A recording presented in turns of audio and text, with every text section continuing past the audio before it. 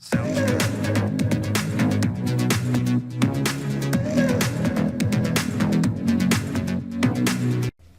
E3 podcast series focuses on various topics around real estate and facilities management. eBiz helps organizations envision the future, enable processes and platforms, and evolve practices for continuous improvement. The title of this episode is the Anti-ESG, SDPI.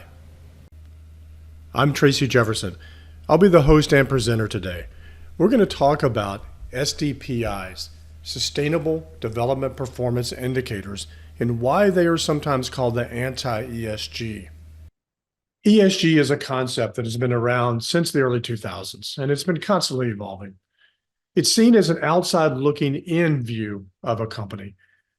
And many investors, investment companies, they look at a company's ESG performance before they make investments.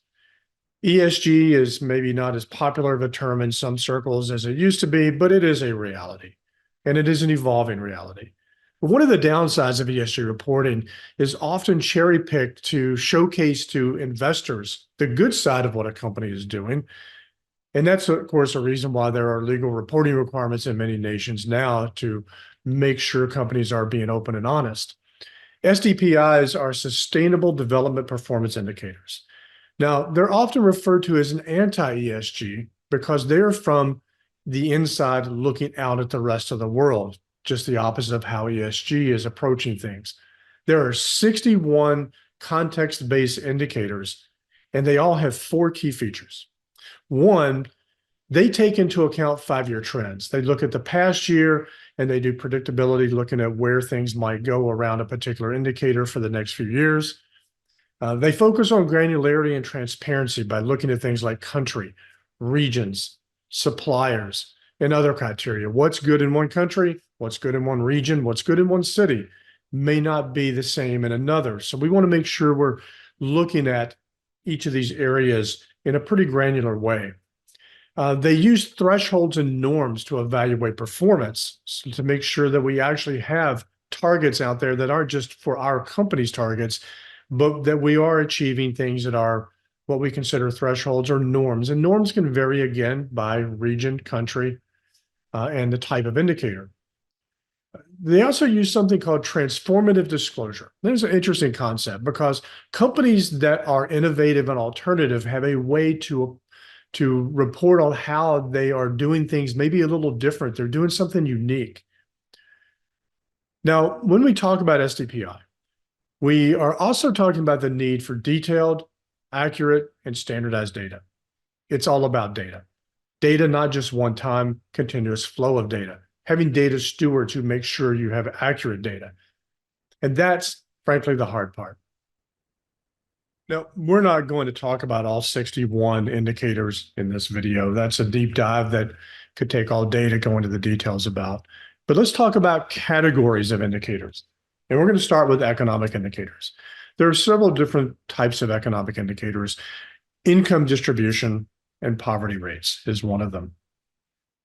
Even within an MSA, a metropolitan statistical area, there can be a variation on what's considered poverty, what's considered decent income. So we want to look at that. What are our employment rates within those areas? What kind of job opportunities, what kind of work exists within those countries, regions, MSAs, whatever that is?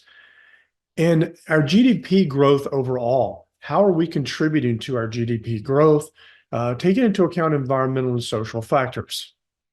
Our second category of indicators is environmental. We're going to look at carbon emissions, ecological footprint.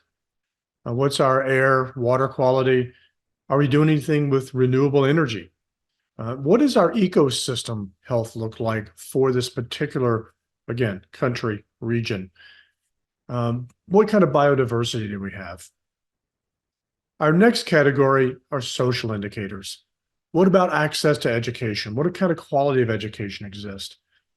Our gender equality and empowerment. We get into DEI some here, our social equality and inclusion. What kind of healthcare, what kind of wellness factors do we have in this area? Governance indicators. What about corruption? What is the perception and control of corruption in the area? What kind of rule of law do we have? That varies a lot by country in particular, but even within a country, there's variances. What kind of effective institutions does the government have? What about public access to information, participation? How open and how honest is reporting out there?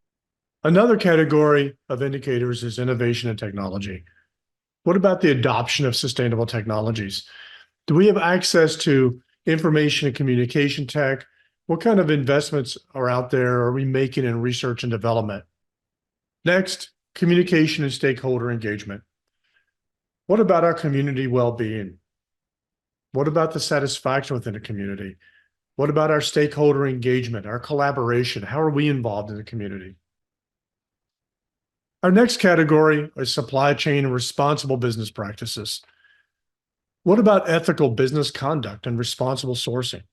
How do we measure responsible production and consumption practices? What about our supply chain, our supplier sustainability performance evaluation we need to do? Another category, resilience and adaptation indicators. What about preparedness for natural disasters? Depending on where you are in the world, again, country, region within a country. Let's take the United States. If you're in Florida, be prepared for hurricanes possibly. If you're, say, St. Louis, the New Madrid Fault is close, you better be prepared for earthquakes. Climate resilience measures that companies taken. Adaptive capacity to changing conditions. Climate change is a reality. How are we adapting to that? And our final group is circular economy. Recycling rates. What's our circular business model? What are our objectives? Our resource efficiency, our waste management. So these are non-primary indicators that we're going to look into today. I suggest anyone visit the unrisd.org website that talks a lot more in detail. There's even a manual that goes into the 61 indicators and all the details around them.